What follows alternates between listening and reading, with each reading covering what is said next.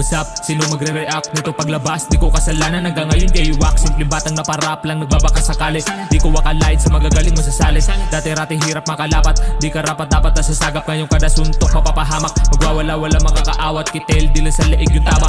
Di maakatakas, siksik na bara. Kaya wag na magtaka kung mawala ka o diba? Di na pang extra, pwede na sa bida. Matatauan masasabing mali ka ng tinarantado. Smart shooter, asintado. Malabong maubusan parang cardo. Ibalita mo sige ano.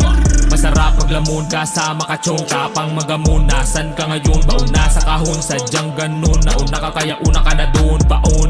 Di mo inasahan to na maging ganto. Kalayo dating di makalapit sa'yo. Hali mo nang bumitaw sa berso na akapagatid sa impyerno. Kahit gano'n mo subukan pumalag, balibag, abutin mo higa ka sa lapag. Hindi mo ko kilala lulubusan ng taos at paos. Pa ako partida na to sa'yo boss. Hindi ito pangkaraniwan, ginagawa ko to para sabihan.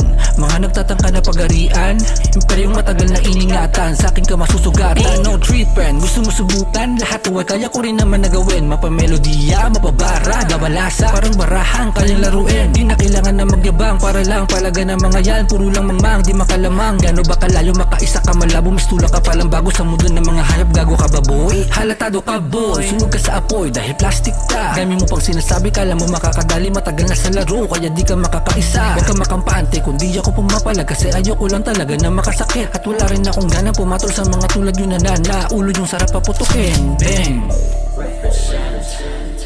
Representing Watershop, it's your boy, it's your boy now.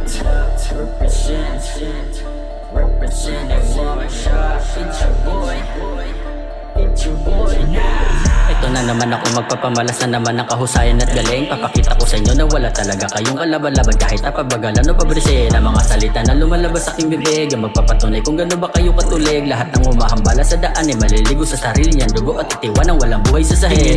To, magyayabang na kanila daw ang mga lugar na pinag-aharian. Pasalamat pa kayo at matagal ako na mahinga sa larangan yung pinag-aagawan. Di nyo inasahan na magsasama-sama ang mga tunay at lehitimong malulupit. Walang puwag dito ang mga katulad yun na wak. Panahon nyo na mag-top, next time na lang ulit. Ha!